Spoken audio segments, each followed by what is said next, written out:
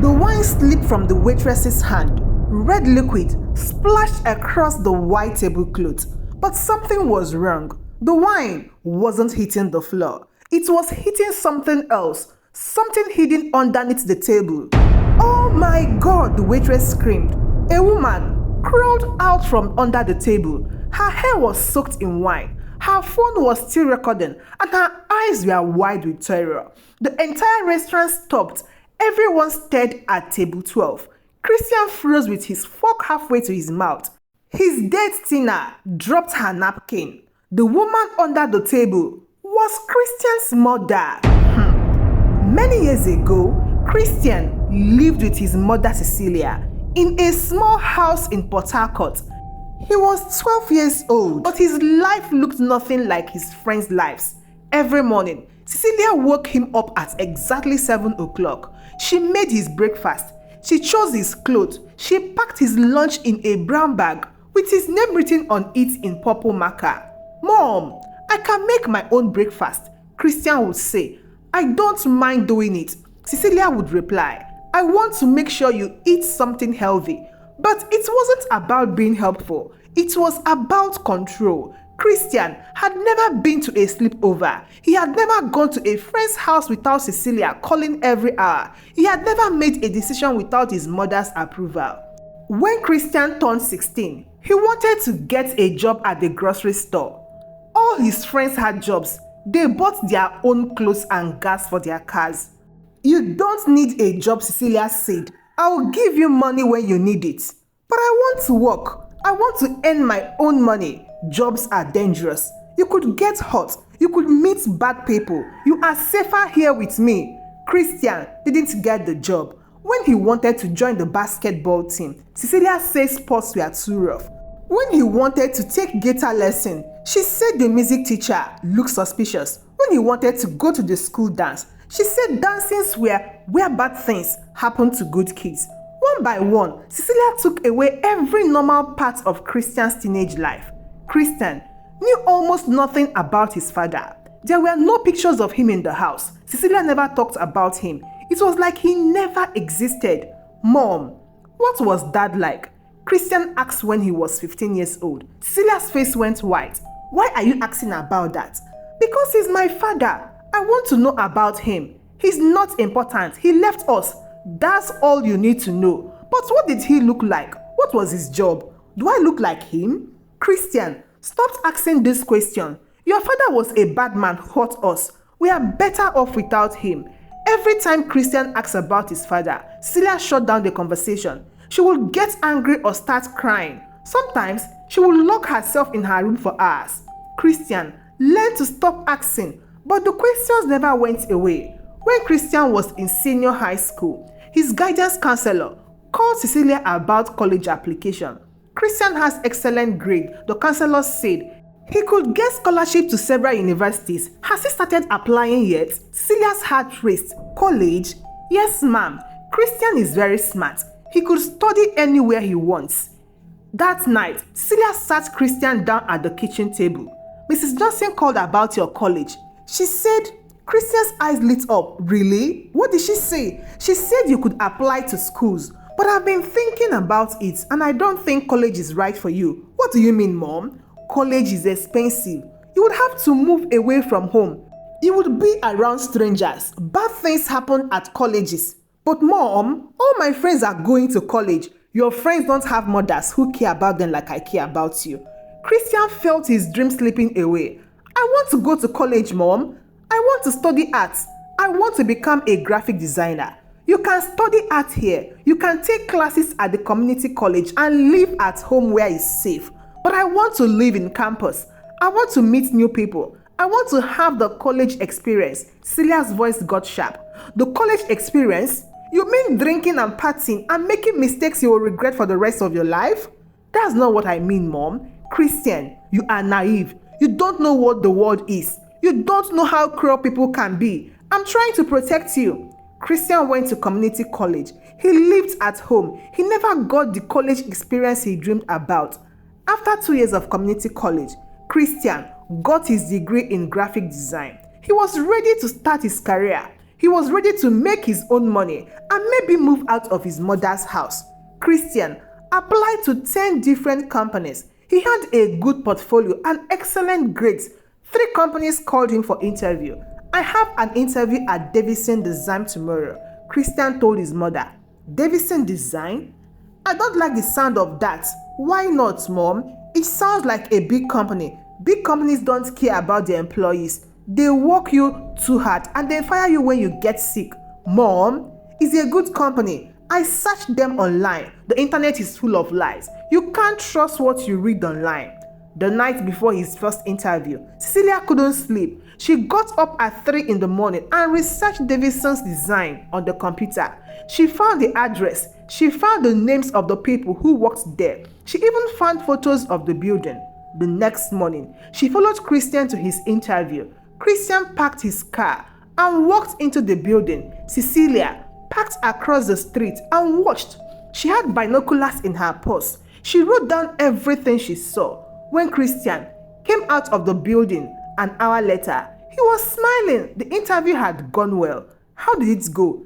Cecelia asked when he got home. It went great, Mom. I think they're going to offer me the job. What were the people like? Did they seem trustworthy? They seemed nice, Mom. Professional. The office was really modern and clean. Cecelia nodded. But inside she was panicking. If Christian got this job, he will start meeting new people. He will start making his own money. He will start wanting independence. 2 days later, Davidson Design called Christian. They offered him the job. I got it, Mom, Christian told his mother. They want me to start on Monday. Cecelia forced a smile. That's wonderful, honey. But it wasn't wonderful to her. It was the beginning of losing control of her son.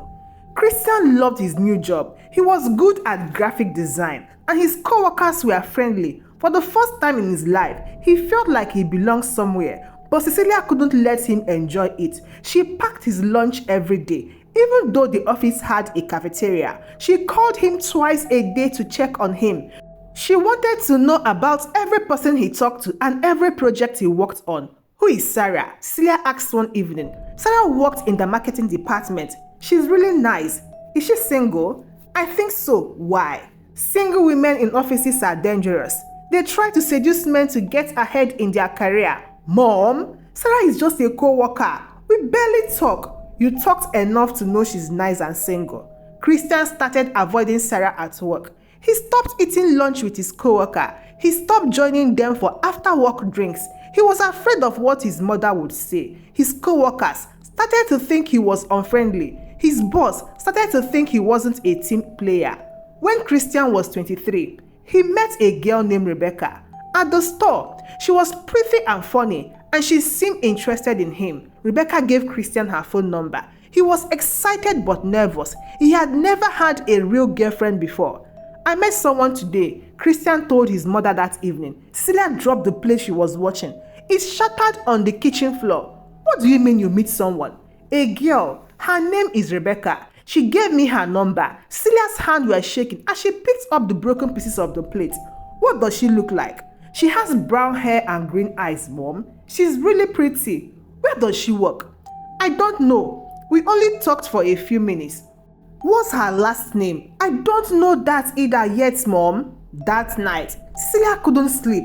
A girl had given her son her phone number. This was exactly what she had always feared. The next day, while Christian was at work, Cecelia drove to the store. She asked the manager about a young woman with brown hair and green eyes. Oh, you mean Rebecca Collins, the manager said. She comes in here all the time. She lives in the apartment complex on Maple Street.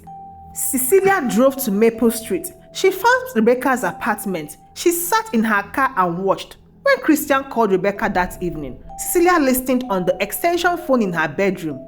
Hi, Rebecca. This is Christian from the grocery store. Christian, I was hoping you would call. Would you like to go out for dinner sometimes? I would love to. They made plans for Friday night. After Christian hung up, Cecelia stayed on the line. She heard Rebecca call her friend.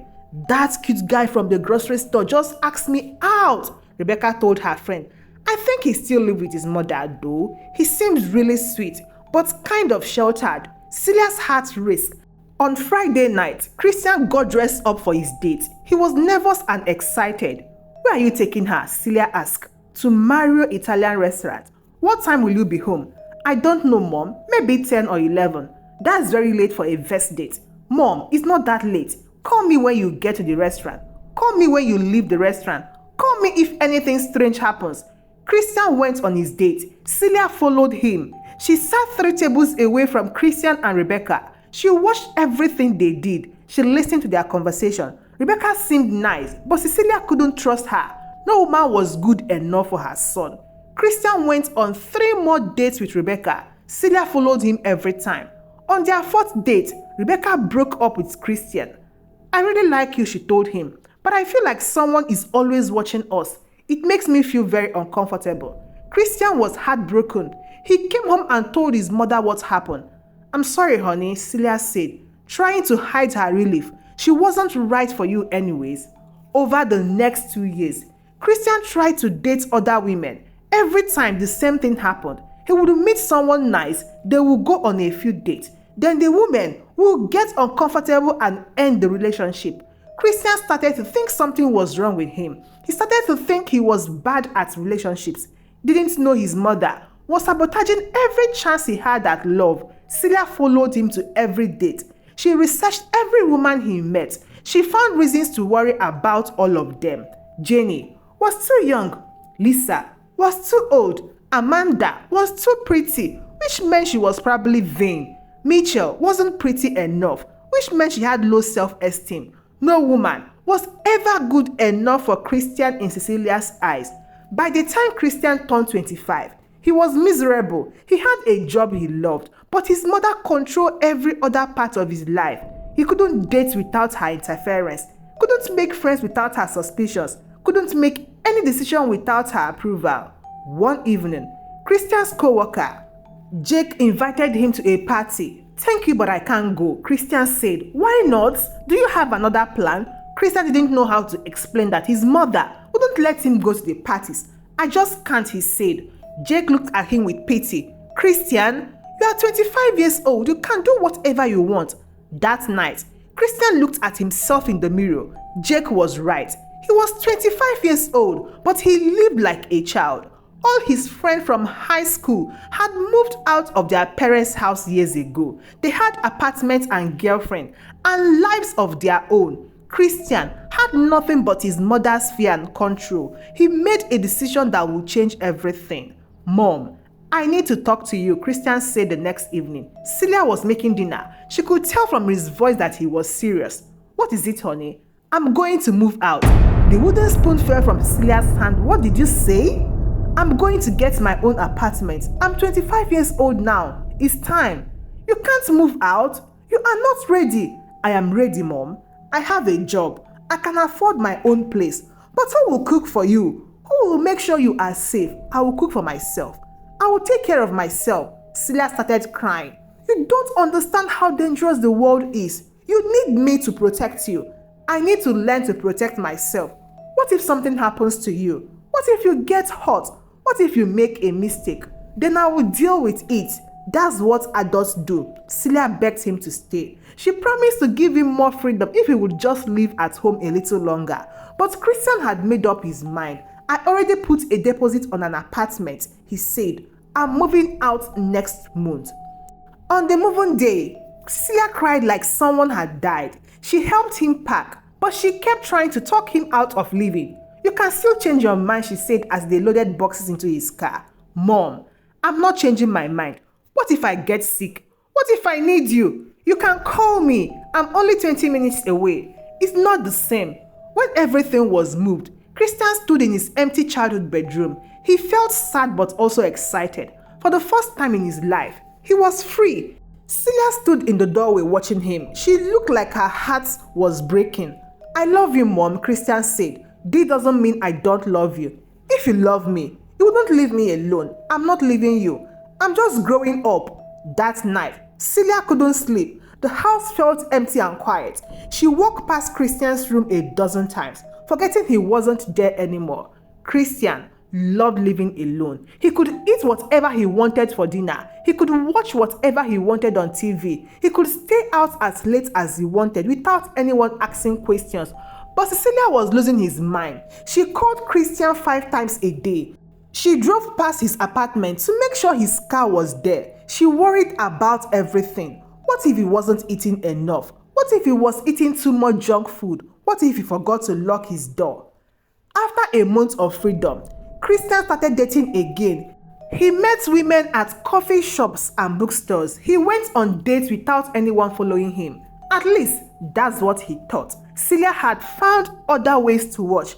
She learned his schedule. She knew where he walked, where he shopped, and where he went on dates. She started following him again. But now she was more careful. She wore disguises. She sat far away. She made sure he never saw her. Christian thought he was finally free from his mother's control.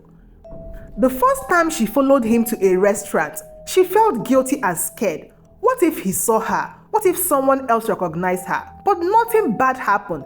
She watched Christian's entire date with a blonde girl named Sarah. She saw Sarah touch his hand too much and laughed too loud at his joke. Sarah was clearly trying too hard.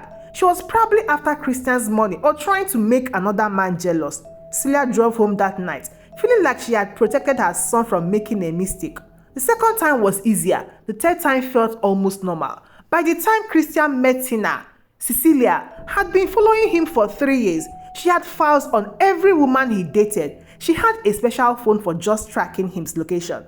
She had become the mother she never wanted to be, but she couldn't stop. The fear was too strong. The need to protect Christian was too powerful. She had no idea that her past trauma was controlling her present actions. But the truth will come out soon in the most embarrassing way possible. One Friday night, Christian and Tina were celebrating their 6-month anniversary. Celia was hiding under their table with her phone recording their conversation. She heard Christian say he wanted to introduce Tina to his mother. She heard Tina say she was nervous but excited to meet the woman who raised such an amazing man. For a moment, Celia felt a warm glow of pride. Tina really did love her son. Then the waitress brought their wine and everything fell apart. Oh my God, the waitress screamed as wine splashed everywhere. Celia crawled out from under the table, completely exposed. Her disguise was ruined. Her secret was revealed. Mom, Christian whispered in shock. The entire restaurant stared. Celia had never felt so humiliated in her life. But maybe it was time for the truth to come out. Later that night, in Christian's apartment, Celia finally told the story she had kept secret for 28 years. Mom, what is wrong with you? Why are you doing this to me? His mother looked down and said, When I was 16 years old, she began, her voice shaking. I went on my first date with a boy named Marcus. Christian and Tina listened carefully. He seemed nice and polite. We went to dinner and a movie. But after the movie, he drove me to a park instead of taking me home. Celia's voice got quieter.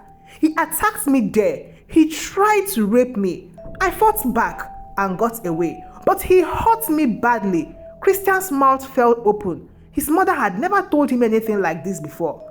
2 years later, I met your father at a party. His name was David. He saved me from another man who was bothering me.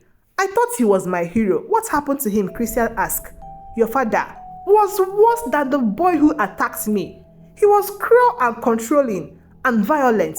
He hit me. He screamed at me. He told me I was worthless every single time. Tears ran down Cecilia's face. By the time I realized how dangerous he was, I was pregnant with you.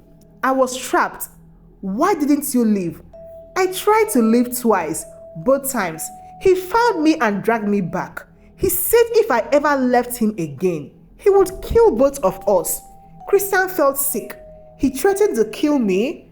You were just a baby. You couldn't protect yourself. I had to stay to keep you safe. But he left when I was 2 years old. I didn't tell you the whole truth about that, Celia said. He didn't just leave. I made him leave. How, Mom? When you were 2 years old, your father hit you for crying too much. He left a bruise on your little face. Celia's voice broke. That was when I knew I had to get you away from him, no matter what happened to me. What did you do? I called the police. I had them arrest him for child abuse. Then I got a restraining order. Then I moved us across the country while he was in jail.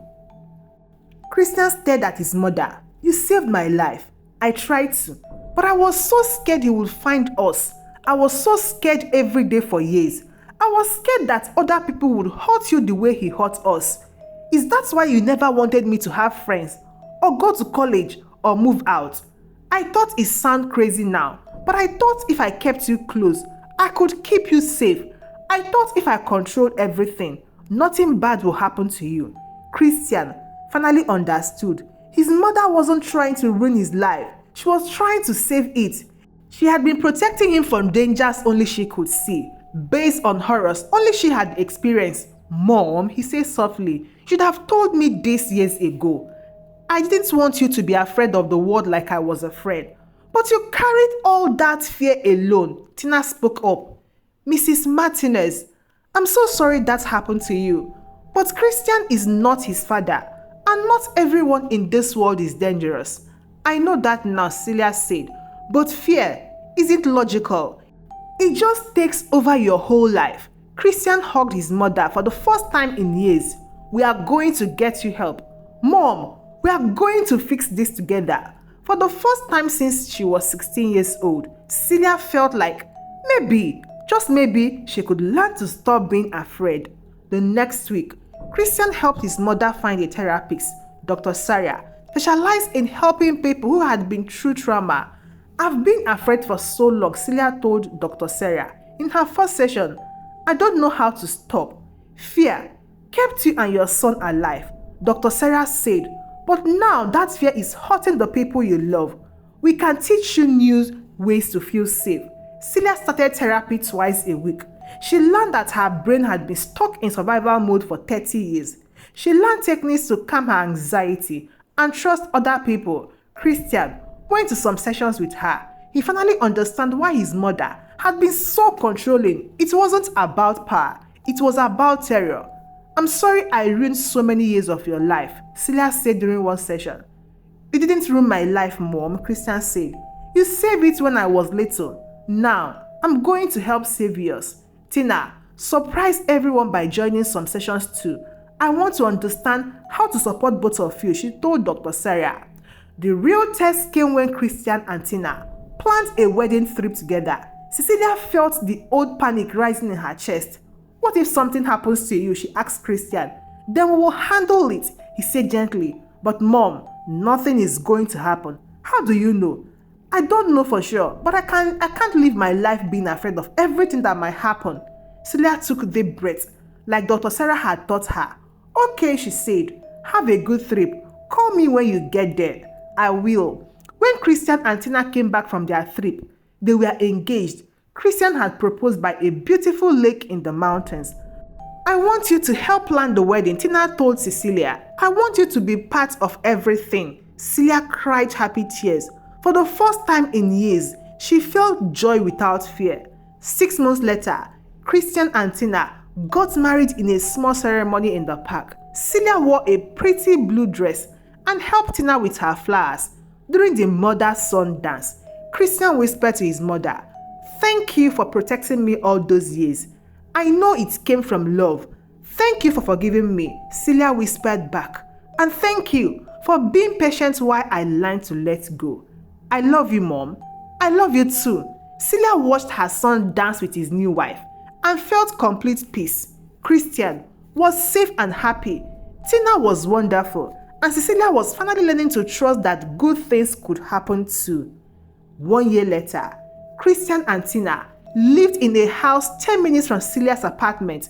They had dinner together every Sunday. Cecelia babysat their dog when they traveled. Cecelia was still in therapy, but she felt like a different person. She had even started dating a kind man named Robert who understood her past.